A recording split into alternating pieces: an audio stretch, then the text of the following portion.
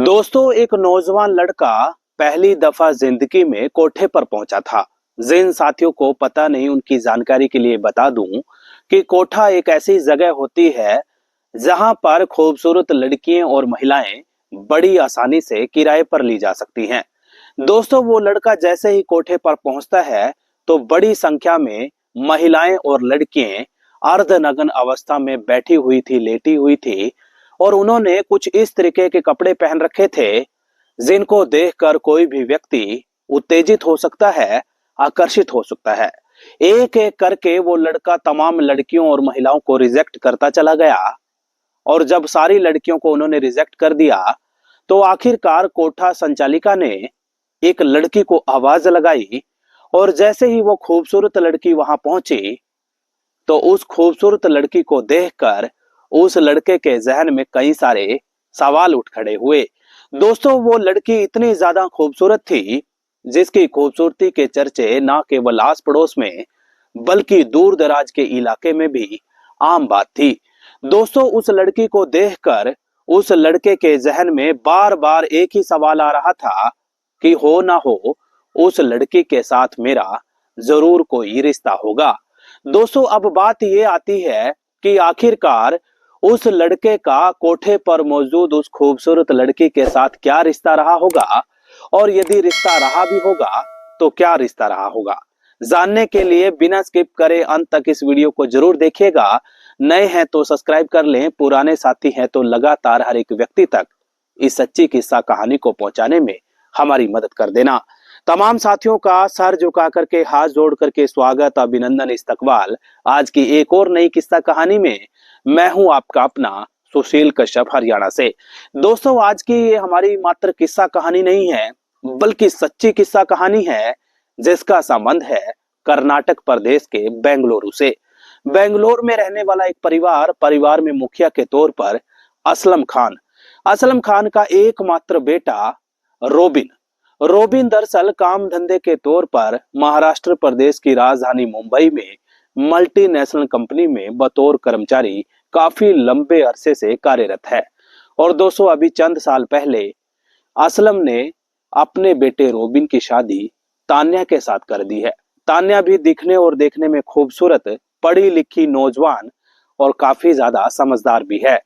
तान्या का जो परिवार था वो बेहद ज्यादा खुश था क्योंकि उनको कमाऊ जवाई जो मिल गया, और दूसरी तरफ जो रोबिन है उसके तमाम पारिवारिक लोग ये सोचकर खुश थे कि उनको बेहद ज्यादा खूबसूरत और पढ़ी लिखी बहू मिल चुकी है।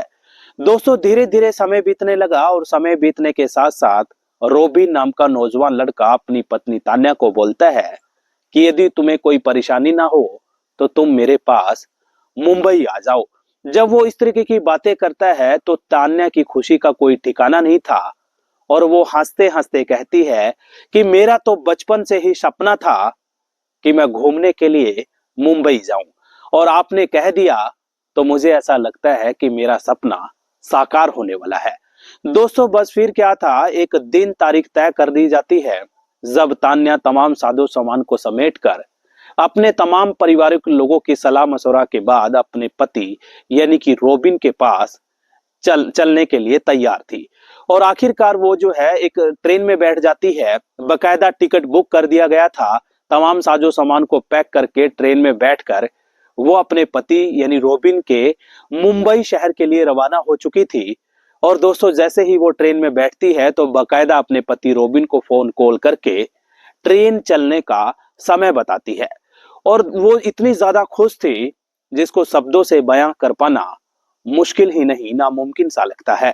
धीरे धीरे फिर समय बीतने लगा, क्योंकि दोस्तों तकरीबन 1000 किलोमीटर का सफर था, और ढेर सारी चीजें जो है वो अपने पति के साथ शेयर कर रही थी, बीच बीच में फोन भी कर रही थी, और कई सारे बातें हिदायत के तौर पर रोबिन यानी कि जो पति था उसने अपनी पत्नी तान्या को कहे कि किसी भी अनजान व्यक्ति से खाना मत खाना, अनजान व्यक्ति से ज्यादा बातचीत मत करना, क्योंकि ये बड़े शहर है, यहाँ पर तमाम तरीके की किस्सा कहानियां, वारदातें होती रहती हैं।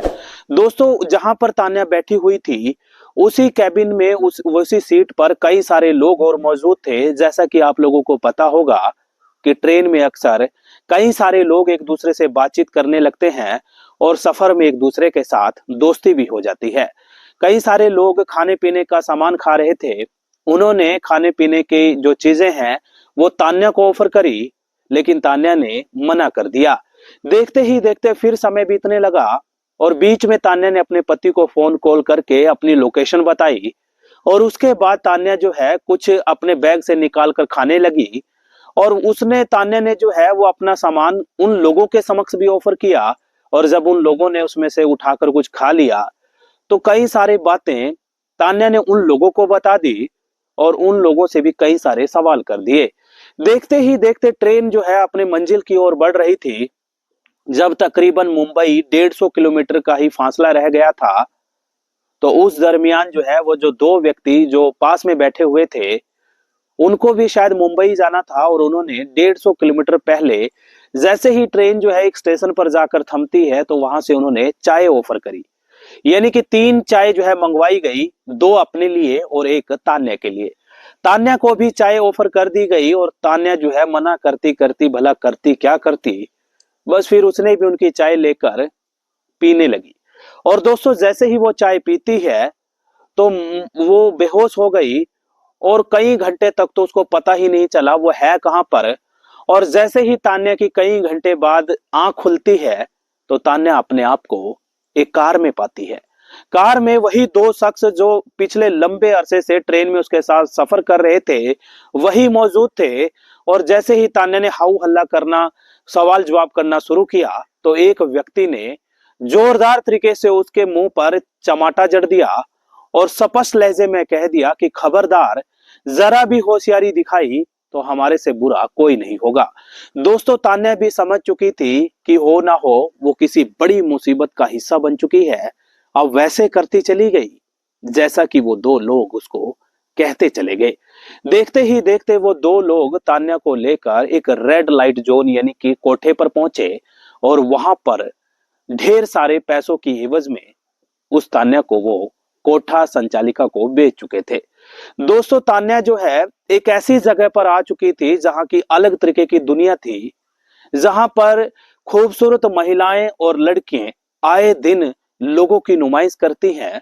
यानी कि जहां पर जिस्म फरोशी का धंधा बड़े पैमाने पर फल फूल रहा था, आए दिन उनको जो है ग्राहकों की सेवा पानी करनी पड़ती थी, उनका मनोरंजन करना पड़ता था, उनके साथ समय व्यतीत करना पड़ता था। एक तरफ जहां तान्या का पति जो रोबिन था वो परेशान था क्योंकि उसकी पत्नी हर आधे घंटे घंटे बाद उसको फोन कॉल किया करती थी, लेकिन अब लंबे अरसे बाद काफी समय तक भी जब उसका फोन नहीं आया तो उसको परेशानी हो रही थी। दूसरी तरफ जो तान्या थी वो भी परेशान थी क्योंकि उसका मोबाइल फोन भी उससे छीन लिया गया था और उसको कुछ भी नहीं पता था कि वो कहां पर है, क्या कुछ होगा। रह रहकर तमाम तरीके के सवाल उसके जहन में लगातार आ रहे थे।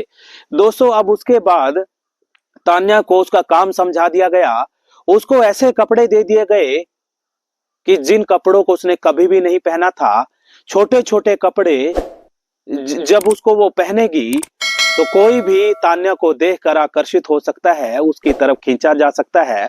और दोस्तों उसका काम भी तमाम लड़कियों ने उसको समझा दिया और स्पष्ट लहजे में कह दिया कि अब तुम्हारा यही परिवार है, यही तुम्हारा रहना सहना है, अब तुम्हें वही करना पड़ेगा जो कोठा संचालिका कहेगी। तमाम लोगों ने उसको समझा दिया था कि अब तुम ऐसी दुनिया में आ चुकी हो जहां पर आना तो आसान है लेकिन कभी भी तुम चाहकर यहां से जा नहीं पाओगी। दोस्तों उसके बाद होता कुछ यूं है, ये बिल्कुल सच्ची किस्सा कहानी है, आप चाहे इसको क्रॉस चेक कर लेना। उसके बाद एक दिन उसके पास एक ग्राहक आता है। ग्राहक ने उसके साथ कई घंटे बिताए, जो मन किया वो किया, लेकिन वो रोते बिलखते उस ग्राहक को कहती है कि मेरी मदद कर दो, मैं दरअसल ऐसी नहीं हूं, मैं मजबूरी में यहाँ पे आ चुकी हूँ, मेरे पति का नाम रोबिन है, मल्टीनेशनल कंपनी में काम करता है, मुंबई का रहने वाला है, मुझे मेरी मदद कर दो। दोस्तों उसके बाद उस इंसान ने बकायदा फोन मिला करके उसके पति से उसकी बात कराई और जब बात कराई तो कहा यह जा रहा है, जानकारी और रिपोर्ट फैक्ट्स के मुताबिक जो तान्या है उसने रोबिन अपने पति को सारी किस्सा कहानी के बारे में बताया। और अमूमन आमतौर पर देखने में आता है कि जब किसी तरीके से महिला अपने पति को बताती है तो अक्सर ज्यादातर मामलों में पति उनका साथ देने की बजाय उसके खिलाफ खड़े हो जाते हैं, लेकिन यहाँ पर ऐसा नहीं होता, बल्कि रोबिन नाम का वो पति बड़ी मजबूती के साथ अपनी पत्नी के साथ देता है और इस पूरे जंजाल से निकालने के लिए एक प्लान तैयार करता है। वो बकायदा एक ग्राहक बन करके उसी कोठे पर पहुंचता है, एक एक करके खूबसूरत महिलाएं और लड़कियों को देखता चला गया, निहारता चला गया, और सबको वो जब रिजेक्ट कर देता है तो कोठा संचालिका को कहता है कि मुझे इतनी ज्यादा खूबसूरत लड़की चाहिए जिसको मैं रिजेक्ट ना कर सकूं। तो आखिरकार उसी लड़की को बुलाया जाता है जो कि रिश्ते में रोबिन की धर्मपत्नी थी। जैसे ही तान्या को लेकर आया जाता है, उसने बकायदा घूंघट निकाल रखा था। रोबिन देखते ही उसको पसंद कर लेता है और फिर उसके बाद एक लड़की उन दोनों को एक कमरे में ले जाते हैं और उसके बाद जो है रोबिन अपने फोन से बकायदा फोन मिलाकर नजदीकी थाने में तहरीर दे देता है। भारी भरकम पुलिस फोर्स सूचना मिलते ही उसी कोठे पर दबिश दे देती है। चारों तरफ हड़कंप मच चुका था और दोस्तों पुलिस बड़ी चतुराई से संजगता से कार्रवाई करते हुए न केवल तान्या बल्कि कई और लड़कियों को भी कोठा संचालिका के चंगुल से छुड़ाकर आजाद कर चुकी थी। और दोस्तों सोशल मीडिया के माध्यम से ये किस्सा कहानी देश दुनिया के गांव गली नुक्कड़ चौराहे पर बैठे हुए लोगों तक जब पहुंची तो लोगों को सोचने पर मजबूर कर दिया और जगह जगह रोबिन यानी पति की जो कार्य प्रणाली थी, उनका जो तौर तरीका था, उसकी हर जगह प्रशंसा हो रही है। जगह जगह उनकी तारीफ में कसीदे गढ़े जा रहे हैं। दोस्तों साथ ही साथ जो एक ग्राहक था जो कि तान्या का फोन मिलाकर के बकायदा उसके पति से बात करवाता है, उसकी भी हर जगह तारीफ हो रही है। फिलहाल दोस्तों ये किस्सा कहानी में इतना ही। मुझे दीजिएगा इजाजत, फिर मिलूंगा लेकर के एक और नई किस्सा कहानी। तब तक अपना ख्याल रखना, बहुत सारा अपना ध्यान रखना। साथ ही साथ ये भी कहना चाहूंगा, इस तरीके की किस्सा कहानियों को सुना करके हमारा मकसद, हमारा इंटेंशन आपको परेशान करना नहीं है, निराश और हताश करना नहीं है, बल्कि हमारा मकसद सिर्फ और सिर्फ आप लोगों को जागरूक करना है। आप लोगों की जिंदगी में कोई भी बड़ी किस्सा कहानी अनहोनी घटित हो, उससे पहले आपको सतर्क कर सके, सचेत कर सकें, यही हमारा मकसद है। और इस मकसद में काफी हद तक आप लोगों के सपोर्ट सहयोग से हम कामयाब भी हुए हैं। नमस्कार।